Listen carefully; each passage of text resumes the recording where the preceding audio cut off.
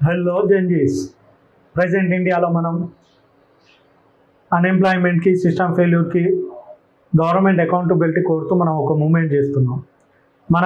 మనలాంటి ఒక సమాజమైన, ఒక సమూహమైన పోరాటాన్ని ఎత్తుకోవాలన్నా, ఉద్యమాన్ని చేయాలన్నా వాళ్ళకు కాసింత ఒక నేల ఉండాలి, లేదంటే వాళ్ళకంటూ ఒక దేశం ఉండాలి. కానీ ఈ ప్రపంచంలో వాళ్ళకంటూ ఒక దేశం లేని సమూహం ఒకటి ఉంది, వాళ్ళకంటూ ఒక నేల లేని ప్రజలు ఉన్నారు. వీళ్ళు ఒక వర్గం అయితే మరో వర్గం వాళ్ళకంటూ దేశం ఉన్నప్పటికీ వాళ్ళు అక్కడికి వెళ్ళలేరు. వెళ్తే ఏమవుతుందోనన్న భయంతో ఇతర దేశాలలో తలదాచుకుంటున్నారు.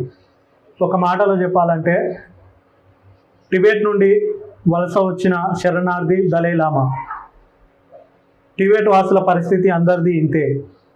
అసలు టిబెట్ చరిత్ర ఏమిటి, ఆ టిబెట్ వాసుల స్వరాలు ఏందనేది ఈ ప్రవాసంలో ప్రతిఘటన పుస్తకంలో పొందుపరిచారు. అందులో నుండి వాళ్ళ స్వరాన్ని వినే ప్రయత్నం చేద్దాం. శీర్షిక కాందీసికుడు. నేను పుట్టినప్పుడు మా అమ్మ నువ్వు కాందీసికుడు అంది. రోడ్డు పక్కన మంచు పొగలో మా డేరా. నీ నొసట మీద నీ కనుబొమ్మల మధ్య కాచెక్కి ఉందని మా టీచర్ అన్నాడు.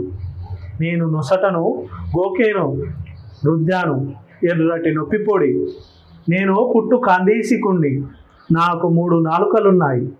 పాడే నాలుక నా మాతృభాష, నా నొసట మీద ఆంగ్లం హిందీలకు మధ్య టిబెట్ నాలుక, దానిని రాంగ్జిన్ అని చదువుతుంది. స్వేచ్ఛ అంటే రాంగ్జిన్. దీన్ని రాసింది టెంజిన్ సుండు.